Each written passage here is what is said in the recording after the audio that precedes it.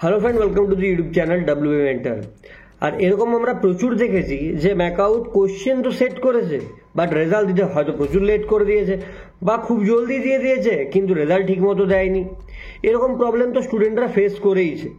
এছাড়াও অনেকজনকার result even এখনও problem করছে এবং অনেক রেজাল্ট বেরোনোর পর তারা সার্টিফিকেট পেতে গোলমাল করছে। এই সমস্ত প্রবলেম স্টুডেন্ট ওরিয়েন্টেড ছিল, যেগুলো কোথাও না কোথাও স্টুডেন্টরা পরে যে হলেও সলিউশন পেয়েছে। বাট এখন যেটা সামনে এসেছে সেটা কিন্তু খুবই অ্যাজ আ ইউনিভার্সিটি এডুকেশনাল ইনস্টিটিউটের কাছে এক্সপেক্টেড না। রিসেন্টলি একটা নিউজ এসছে, আমি নিউজ ক্লিপটা দেখাচ্ছি তোমাদেরকে, যে সেখানে টাকার একটা স্ক্যাম হয়েছে। অ্যান্ড সেই টাকাটা কোনো ছোট অ্যামাউন্ট অফ টাকা না।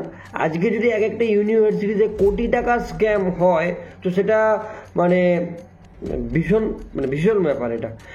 আচ্ছা, একটা জিনিস আমি বলে দিই ভিডিওটা দেখানোর আগেই, যে টেন্ডারে কি হয়, যে যখন বিড পড়ে, যেমন আমি কোনো একটা টেন্ডার অ্যাকসেপ্ট করবো, তখন বিড আসে, সেই বিডে যে লোয়েস্ট যেটা থাকে, যে L1, এবার তুমি তোমার বন্ধু, আমি টেন্ডারটা গ্রহণ করছি, তুমি দিচ্ছ আমাকে টেন্ডার একটা কোটেশন, তোমার বন্ধু একটা কোটেশন দিচ্ছে, তো তোমারটা হবে না, তুমি বলছো আমি 2 কোটিতে করতে পারবো, তোমার বন্ধু বলছে আমি 3 কোটিতে করতে পারবো। তো আমি সেফটি এবং কোয়ালিটি সমস্ত কিছু মেনে পরে জেনারেলি যেটা হয় যে L1কে দেওয়া হয়, ঠিক আছে।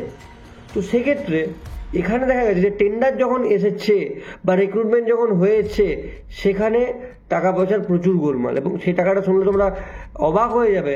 সেটা 2 কোটি 3 কোটি না, ওটা হচ্ছে 250 কোটি টাকার। আমি ক্লিপটা পুরোটা দেখাচ্ছি, যদিও এটা একটা ইউনিভার্সিটি থেকে কখনোই এক্সপেক্টেড না, বাট এটা দ্রুত খুব আপডেট আসবে, এটা নিয়ে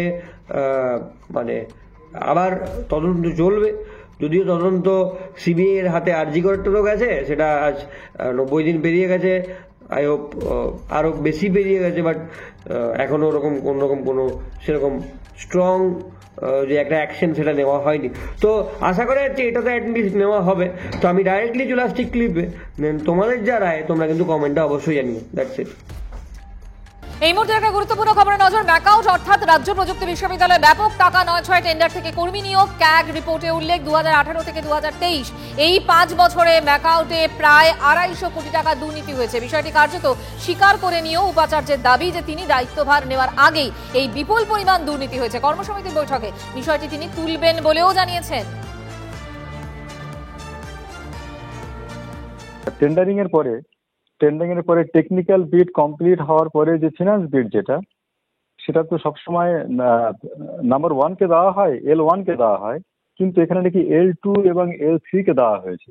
এটা হচ্ছে ক্যাগের বক্তব্য। I shall place this things to the executive council and ask for the direction of the executive council because this should be investigated. সুতরাং ফিনান্স কমিটি এবং এক্সিকিউটিভ কাউন্সিলের ডাইরেকশন অনুযায়ী কিছু যদি এখানে রেকটিফিকেশনের থাকে, ডেফিনেটলি সেটা করতে হবে।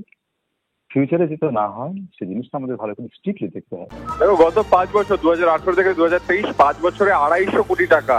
মন্দির আবার বলছি, 250 কোটি টাকা একটা বিশ্ববিদ্যালয় থেকে যদি 9-6 হয়ে যায়, তাহলে বুঝতে হবে বাংলার উচ্চশিক্ষা অবস্থা কোথায় দাঁড়িয়ে আছে।